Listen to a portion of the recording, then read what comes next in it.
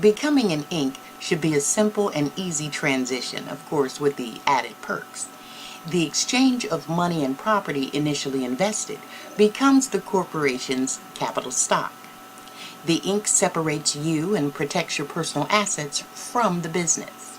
You can also begin to establish your business credit, separate from your personal. The Inc. allows you to take the same deductions as a sole proprietorship, along with some special deductions to figure its taxable income. Now, if you're a sole proprietor incorporating in your home state, you really don't need an attorney. Also, there's several reputable online sites like LegalZoom to assist you, or you can always go to your local state agency if you choose to do it yourself.